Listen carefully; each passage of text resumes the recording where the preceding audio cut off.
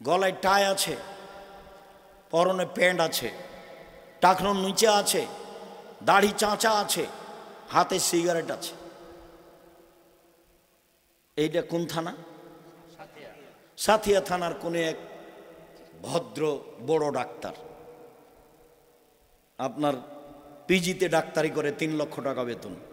গ্রামের বাড়ি আসলো, বাপ মা চাচা চাচি আছে, সবাই দৌড়িয়ে বের হয়েছে। দেখা গেল ছেলে গাড়ি থেকে নামলো এভাবে, একটু পরে বৌমা গাড়ি থেকে নামলো, হালকা হালকা গায়ে কাপড় আছে। একটু পরে নাতনি গাড়ি থেকে নামলো, গায়ে কাপড় নেই। একটু পরে দেখা গেল গাড়ির পিছনে কুকুর আছে। সহযোগিতায় যারা আছে সব মহিলা মানুষ। প্রেসক্রিপশনে যা লিখেছে ওই কোম্পানি লেখা আছে যে টাকা দিয়েছে। বলেন এ শিক্ষিত মানুষ কিনা? নিজের বিবেচনা নিজের কাছে রাখতে হবে, অন্যের কাছে দিয়ে ফলাফল ভালো হবে না। আল্লাহ আকবার বলার পূর্বে কোনো কথা নেই, এটাই সবচেয়ে পাওয়ারফুল শব্দ। আল্লাহ আকবার বলে ডান হাতের কবজি বাম হাতের কবজির উপরে রাখতে হবে, সহিহ হাদিস। বাহুর উপরে রাখতে হবে, সহিহ হাদিস। তারপরে বুকের উপর রাখতে হবে, সহিহ হাদিস। নাভির নিচে রাখা যায় প্রমাণে হাদিস 3টাই জয়ীফ। আবু হুরায়রা রাদিয়াল্লাহু তাআলা আনহু বলেন, আমি আল্লাহর নবীকে জিজ্ঞাসা করলাম, বেআবি আনতা উম্মি, আল্লাহর নবী আপনার নামে আমার পিতামাতা কুরবান হোক, মা তাকুলু ফি ইসকাতিকা বাইনা তাকবীর ওয়াল কিরাতে। আপনি আল্লাহু আকবার বলার পরে খানিকক্ষণ চুপ থাকেন, আপনি কি বলেন?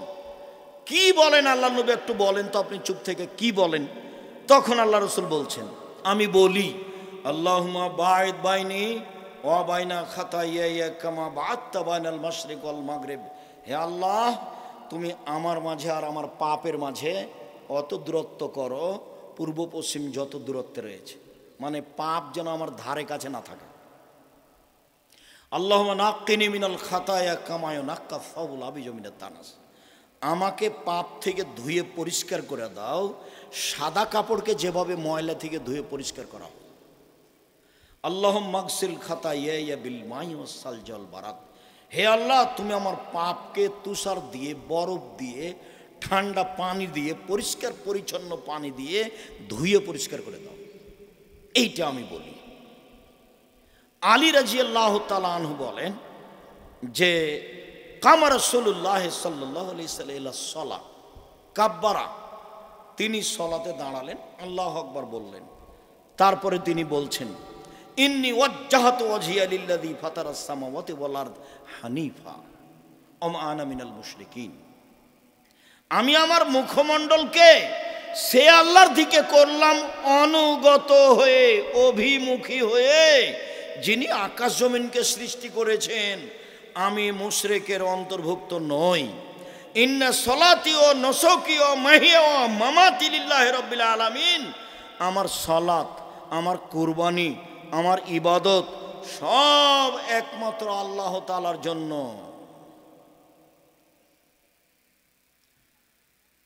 লা শারীকা লাহু আবেদালাকুম উমিরতু ওয়া আনা মিনাল মুসলিমিন। আল্লাহর কোনো শরীক নেই, এ আদেশ আমাকে দেওয়া হয়েছে। আমি বলবো আল্লাহর কোনো শরীক নেই, আমি বলবো আল্লাহর কোনো শরীক নেই। ওয়া আনা মিনাল মুসলিমিন, আমি একজন মুসলিম। আল্লাহুম্মা আনতা মালিক, আনতাল মালিক। হে আল্লাহ, তুমি বাদশাহ। লা ইলাহা ইল্লা আনতা, তুমি ছাড়া কোনো মাবুদ নেই। আনতা রব্বি ওয়া আনা আবদুকা, তুমি আমার প্রতিপালক, আমি তোমার দাস। ইন্নী যালামতু নাফসি ওয়া তারাফতু বিজামবি, আমি অপরাধ করেছি, আমি পাপের স্বীকৃতি দিলাম। ফাগফিরলি জুনুবি জামিয়া, তুমি আমার সব পাপকে ক্ষমা করে দাও। ইন্নাহু লা ইয়াগফিরু যুনুবা ইল্লা আনতা, তুমি ছাড়া পাপ কেউ ক্ষমা করতে পারে না। ওয়াহদিনি ইলা লে আহসানিল আখলাক, ভালো চরিত্রের পথ দেখাও। ওয়ালা ইয়াহদি ইলাইহি ইল্লা আনতা, ভালো চরিত্রের পথ তুমি ছাড়া কেউ দেখাতে পারে না। ওয়াসরিফ আন্নি সাইয়াহা, খারাপ চরিত্রের পথ আমার থেকে সরিয়ে নাও। ওয়ালা ইয়াসরিফু আন্নি সাইয়াহা ইল্লা আনতা, খারাপ চরিত্রের পথ তুমি ছাড়া কেউ সরাতে পারে না। লাব্বাইক ওয়া সাদাইক, আমি তোমার দরবারে উপস্থিত, তোমার কল্যাণ কামনা করি। অল খায়রু ফি ইয়াদাই, সব কল্যাণ তোমার হাতে। অসারলাই সাইলাই, অকল্যাণ তোমার পক্ষ থেকে হয় না, শুধুমাত্র কল্যাণ তোমার পক্ষ থেকে হয়ে থাকে। তাবারাকতা ওয়া তাআলাইতা, তুমি সম্মানিত, তুমি উঁচু। আস্তাগফিরুল্লাহ ওয়া আতুবু ইলাইহি, আমি আল্লাহর তোমার কাছে ক্ষমা চাচ্ছি, তোমার নিকটে ফিরে যেতে চাই। এটা হলো সানা। লম্বা হয়ে গেল নাকি? ওইটা ছিল একটা, এটা হলো একটা। তাহলে আর একটা সানা বলি। ওইটা সানাটা আগে বলতে পারেন, ওটা হলো রাতের সালাতের জন্য।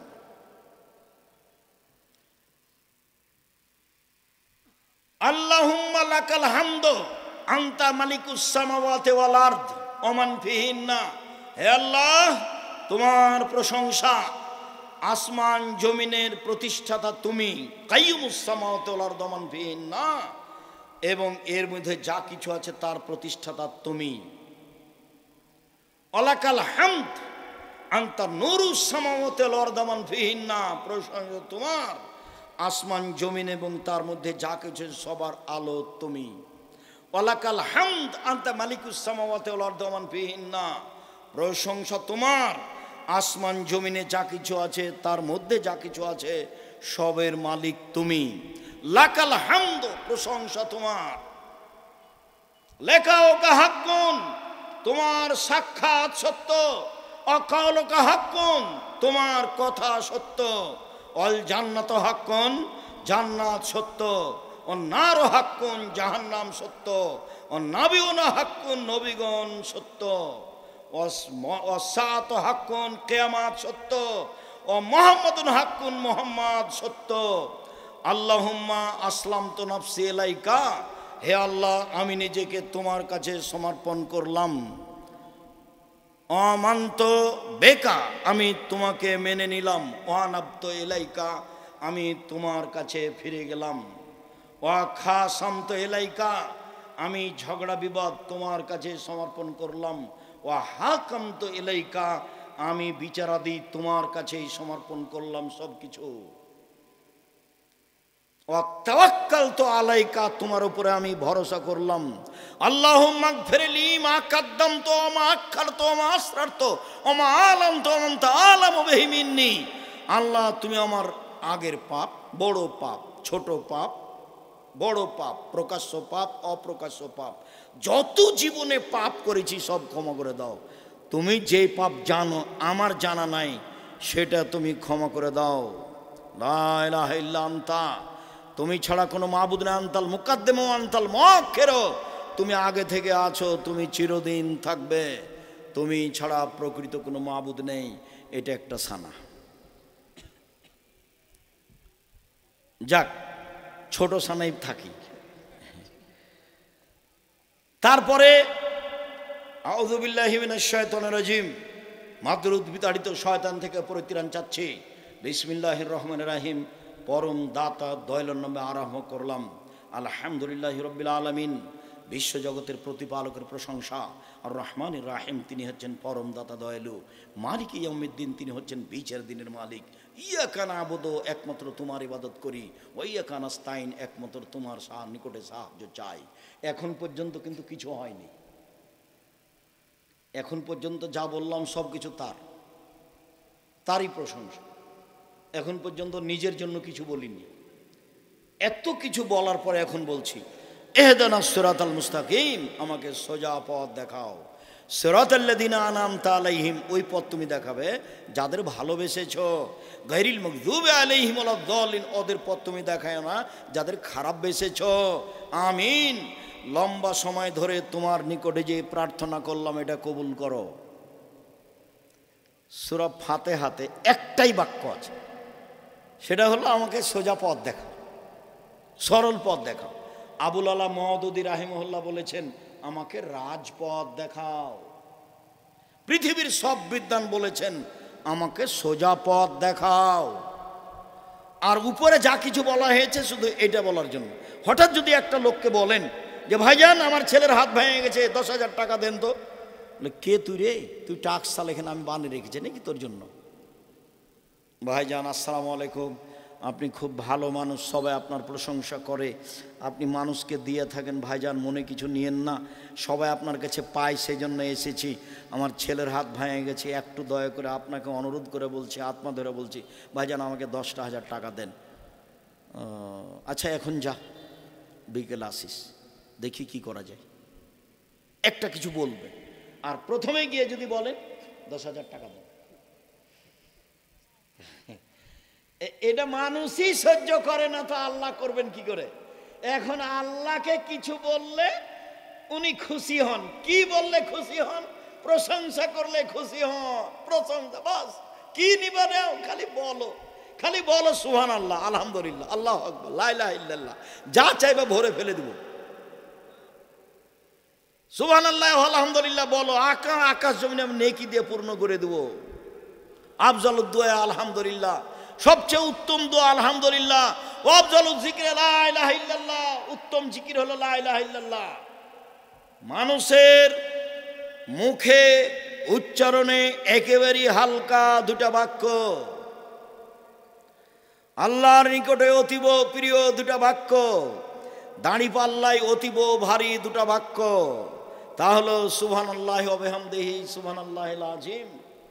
আর বললেন শোনো, একটা তাসবিহ পড়ো, তাহলে বিচারের মাঠে ওই তাসবিহ আসবে সামনের দিক থেকে ঢাল হিসাবে, জাহান্নাম থামো, ঢাল দেন, আর পিছন দিক থাকবে ওই বাক্য রক্ষক হিসাবে, আর হবে স্থায়ী শতামল, তা হলো সুবহানাল্লাহি ওয়া আলহামদুলিল্লাহি ওয়া লা ইলাহা ইল্লাল্লাহ, আল্লাহু আকবার। আলহামদুলিল্লাহি রাব্বিল আলামিন, বিশ্বজগতের প্রতিপালকের প্রশংসা। আর রহমানের রহিম, তিনি হচ্ছেন পরম দাতা দয়ালু। মালিক ইয়াউমিদ্দিন, তিনি হচ্ছেন বিচার দিনের মালিক। ইয়াকা না'বুদু, একমাত্র তোমার ইবাদত করি, ওয়া ইয়াকা নাস্তাইন, একমাত্র তোমার কাছে সাহায্য চাই। আমার একটা কথা শোনো, ইহদিনাস সিরাতাল মুস্তাকিম, তুমি আমাকে সোজা পথ দেখাও, বাস কথা শেষ। সোজা পথ মানে, হ্যাঁ যাদের ভালোবেসেছেন তাদেরটা দিবেন, সোজা পথ মানে হ্যাঁ যাদের খারাপ বেসেছেন তাদেরটা দিবেন না। কথা বোঝা যায় না? একটাই বাক্য, আমাকে সোজা পথ দেখান। এই সোজা পথ মানে যাকে ভালোবেসেছেন তারটা দিবেন। এই সোজা পথ মানে যাকে খারাপ বেসেছেন তারটা দিবেন না, এটা হলো সোজা পথ। এতক্ষণ বললাম আমিন বলো, যার জন্য ইমামকে সূরা ফাতিহা পড়তে হবে, মুক্তাদিকে পড়তে হবে, সরাবে হলে পড়তে হবে, নীরবে হলে পড়তে হবে। পৃথিবীতে ব্যতিক্রম দোয়া এটা। বিসমিল্লাহির রহমানির রহিম, পরম দাতা দয়ালের নামে আরম্ভ করছি। কুল হুয়াল্লাহু আহাদ, আল্লাহ একক, নিরপেক্ষ মুখাপেক্ষীহীন। আল্লাহুস সামাদ, নিরপেক্ষ মুখাপেক্ষীহীন। লাম ইয়ালিদ, তিনি কাউকে জন্ম দেননি। ওয়া লাম ইয়াকুল লাহু কুফুয়ান আহাদ, তিনি কারো কাছে জন্ম নেননি, তার সমকক্ষ কেউ নেই। আল্লাহু আকবার। হাত ওই পর্যন্ত উঠাবেন, কাঁধ সামনাসামনি, প্রথমবার যেভাবে উঠিয়েছিলেন সব বুখারী মুসলিমের হাদিস। তারপরে হাত উঠে রুকুতে যাবেন। লাম ইউসখিস ওয়া লাম ইউসাব্বিহু, মাথা উঁচুও করবেন না, মাথা নিচুও করবেন না, একবারে সোজা হয়ে থাকবে। আর হাতের আঙ্গুল খোলা খোলা থাকবে, হাঁটু চেপে ধরে থাকবেন। মাথা উঁচুও হবে না, নিচুও হবে না, পিঠের লম্বা হাতটা সোজা হয়ে থাকবে। সুবহানা রাব্বিয়াল আযীম যতবার ইচ্ছে। সুবহানাকা আল্লাহুম্মা রাব্বানা ওয়া বিহামদিকা আল্লাহুম্মা ইগফিরলি, তোমার প্রশংসা সহকারে পবিত্রতা বর্ণনা করছি, তুমি আমাকে ক্ষমা করো যতবার ইচ্ছে। সুবহুন কুদ্দুসুন রব্বুল মালাইকাতুর রূহ, তুমি পাক, তুমি পবিত্র, তুমি ফেরেশতার প্রতিপালক, তুমি জিবরাইলের প্রতিপালক, যতবার ইচ্ছে। তারপরে বলেন সামি আল্লাহু লিমান হামিদা, আল্লাহ ওই লোকের প্রশংসা শুনলো যে তার প্রশংসা করলো। হামদান কাসিরান তাইবান মুবারাকান ফি, খুব প্রশংসা, মঙ্গলময় প্রশংসা। মিলাস সামাতে, আকাশ পরিমাণ প্রশংসা, মিলাল আর জমিন পরিমাণ প্রশংসা। মিলা মাসে তামিন শাইন বাদো, তুমি যে কত চাও আমি জানি না, যত চাও তত তোমার প্রশংসা। রুকু থেকে উঠে দাঁড়িয়ে দাঁড়িয়ে বলবেন, সিজদায় যাবেন না, দাঁড়িয়ে থাকবেন আর বলবেন। তারপরে চলেন এবার সিজদায়, দাঁড়িয়ে থাকবেন, এবার সব হাড় যেন স্ব স্থানে যায়, চলেন সিজদায় যাই। আল্লাহ নবী বলছেন অমির তনসুদারা সাবাতে আজম, আমাকে 7 হাড়ে সিজদা করতে বলা হয়েছে। নাক কপাল 1, 2 হাত 3, 2 হাঁটু 5, 2 পায়ের বৃদ্ধাঙ্গুল 7। নাক আগে যাবে না, কপাল আগে যাবে এই কথা নয়। আর এমনভাবে কপাল রাখবেন যাতে কি পিঠের লম্বা হাড়টা একবারে সোজা হয়ে যায়। আর কোনো দুটা এভাবে উঁচু রাখবেন যেন পেটের নিচ দিয়ে ছাগলের বাচ্চা পার হতে পারে। মাইমুনা রাদিয়াল্লাহু তাআলা আনহা বলেন, লাউ আরাদাত বাহমাতুন তামুররু ফাতামাররাত, যদি একটা ছাগলের বাচ্চা পার হতে চায় নবীর বুকের নিচ দিয়ে, তাহলে পার হতে পারবে। মহিলা পুরুষের একই হুকুম, মহিলাদেরকে বুককে উরুর সাথে লাগিয়ে সিজদা করতে হবে। মর্মে হাদিসটি জাল, কাজে কাজ করা যাবে না। ওদের তো কথা আছেই, প্রথমে যখন আল্লাহ আকবার বলে দাঁড়াবে তখন বলছে মহিলারা দুই পায়ের গোড়ালি জমা করে দাঁড়াবে। চাঁপাই নবাবগঞ্জে বলেছে, বুবু যখন নামাজে দাঁড়াবে বুবু তখন দুই পায়ের গোড়ালিকে জমা করে নিও। যদি দুই পায়ের গোড়ালি ফাঁকা রাখো বুবু, তাহলে লজ্জা স্থানের যোগাযোগ বুবু মাটির সাথে হবে, বুবু মাটি অভিশাপ করবে, এ কথা বলছে। আবার শাড়ি পরলে ল্যাঙ্গট পরতে হবে, সব নোংরা মিথ্যা কথা। আয়েশা রাদিয়াল্লাহু তাআলা আনতে গেলে কোনো প্রমাণ নেই।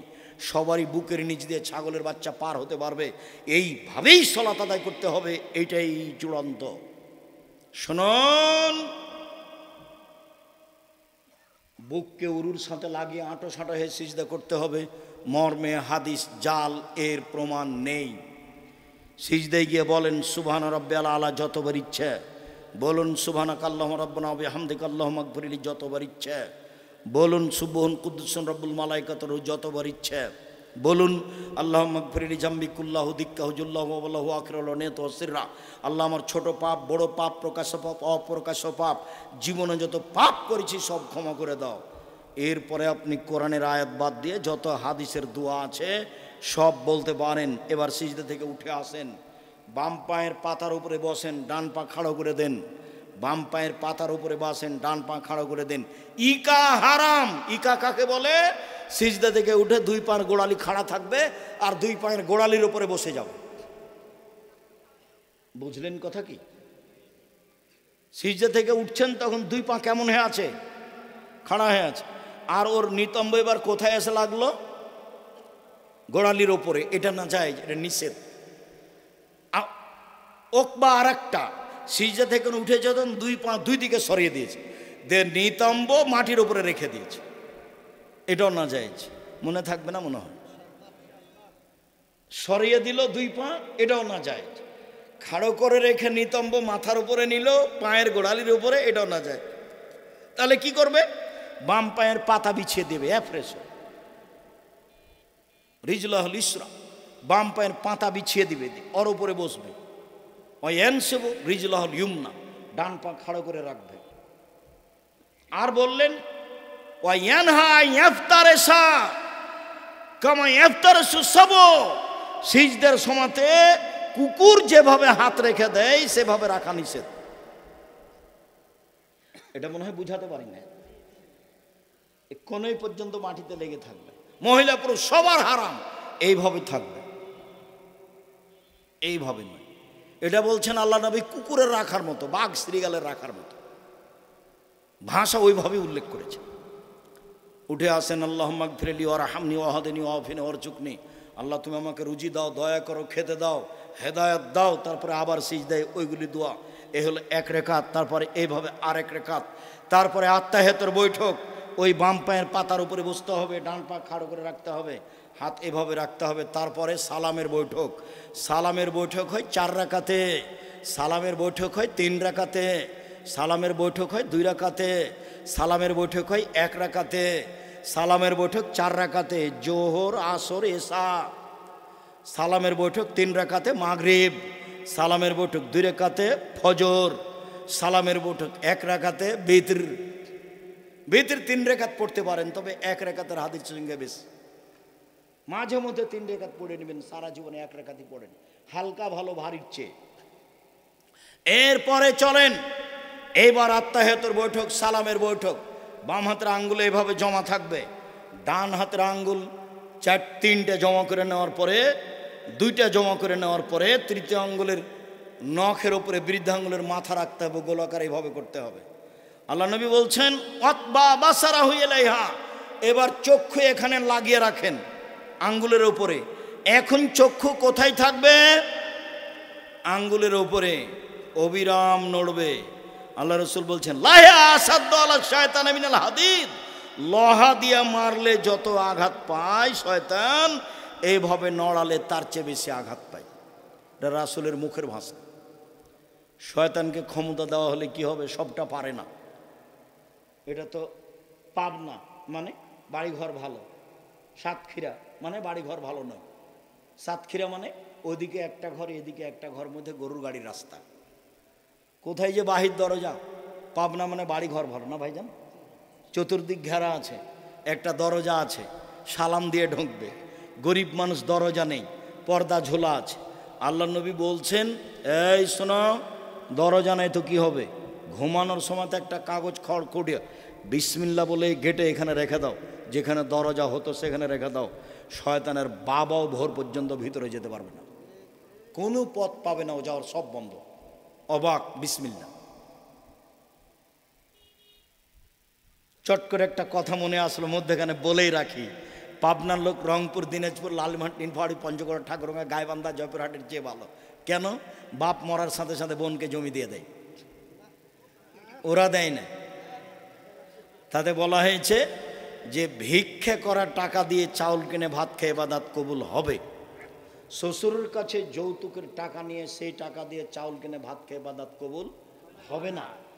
আর যে বোনকে জমি দেয়নি এখনো, সেই বাপ কুকুর শ্রীগালের চেয়ে খারাপ। আমি বলেছি, তোমার বাপকে যদি আমি কুকুর শ্রীগালের চেয়ে খারাপ প্রমাণ করতে না পারি, আমি বক্তব্য দেব না।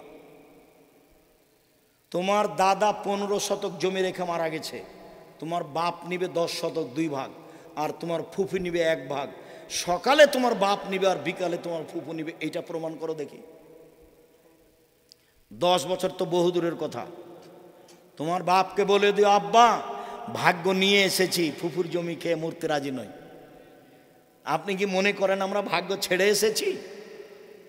আমাদের ভাগ্যে কিছুই নাই, আমরা এমনি দুনিয়াতে চলে এসেছি। দিন মজুরি তো দিন মজুরি করে খাবো।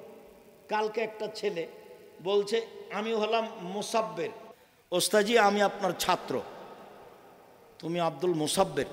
কোথায়? জান্নাতুর, গাইবান্ধা, গোবিন্দগঞ্জ। ও, তুমি খুব সুন্দর করে আরবি অক্ষরগুলো লিখতে, বাংলা ঘর ভরে, সেই আব্দুল মুসাব্বের? জি। অনুমান 25 বছর আগের কথা, 25-30 বছর আগের কথা। তো যারা ঢাকায় বড় ধনী তার মধ্যে ও একজন। তো এর নাম তাকদির।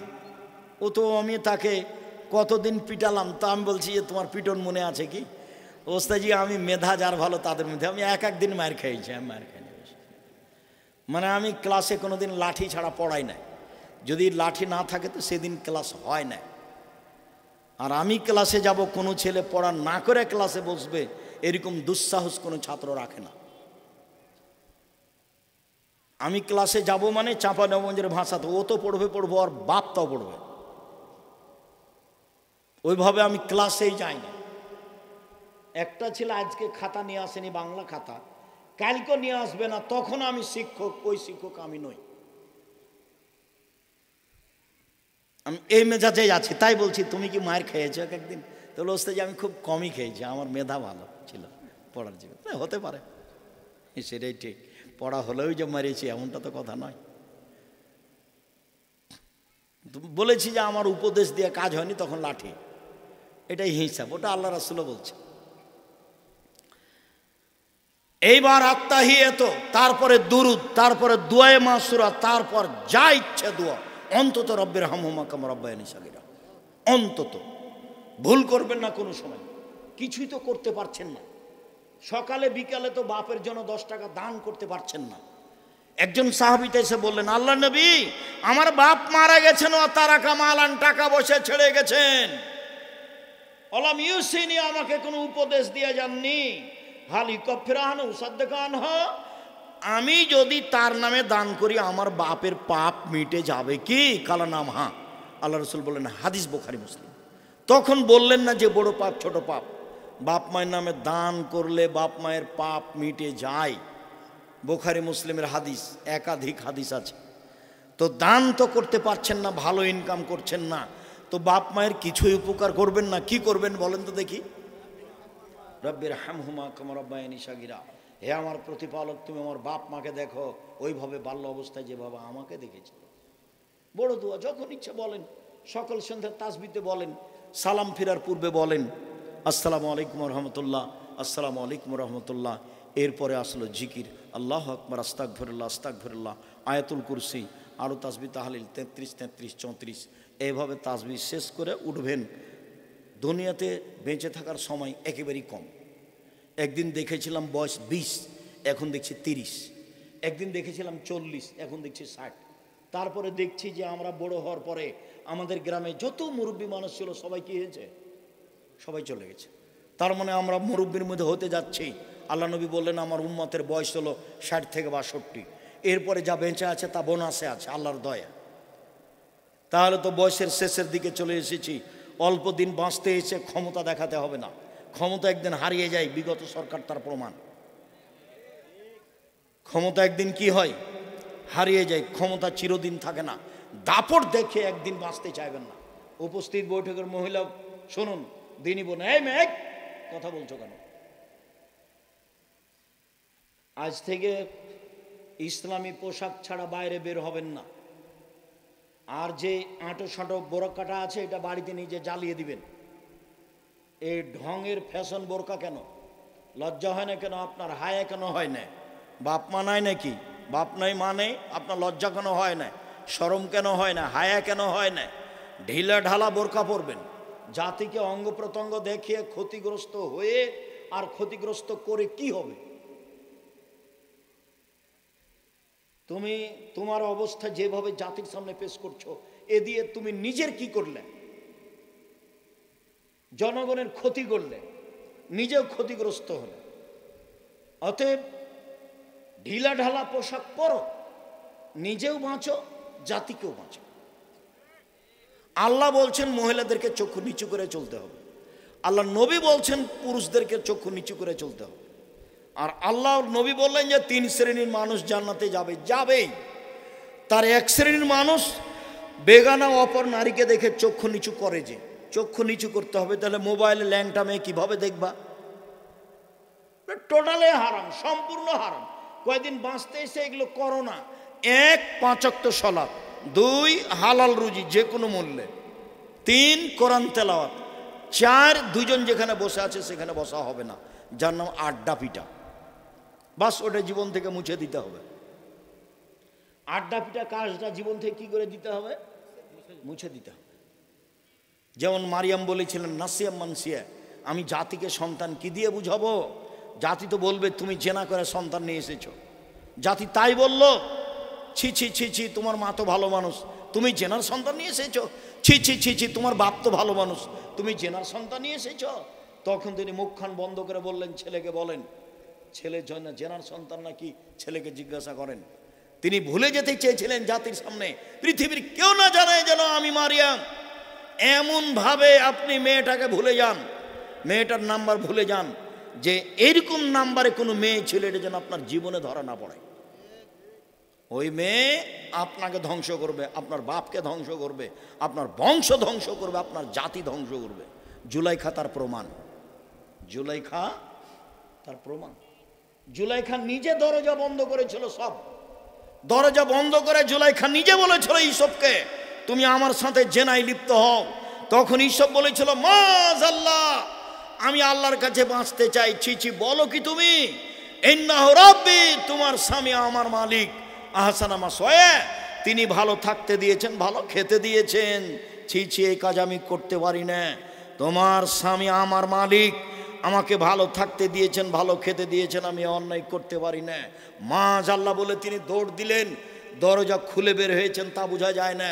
আগে আগে বের হলেন ইসব, পিছে পিছে বের হলো জুলাইখা। মুখের ওপরে ছিল জুলাইখার স্বামী, এক জায়গায় 3 জন।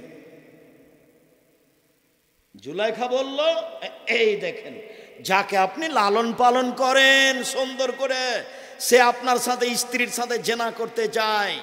বলেন দেখেন কত খারাপ, আপনি কি বিচার করবেন? আরে আপনার বিচার থাক, আমি জুলাইখা বলছি, একে যথাযথ পিটন দিতে হবে, নইলে জেলখানায় বন্দি করতে হবে। 12 বছর জেল হয়ে গেল। 12 বছর পরে ইসবকে সরকারিভাবে ডেকে পাঠানো হলো। ইসব বললেন জি না, অসম্ভব।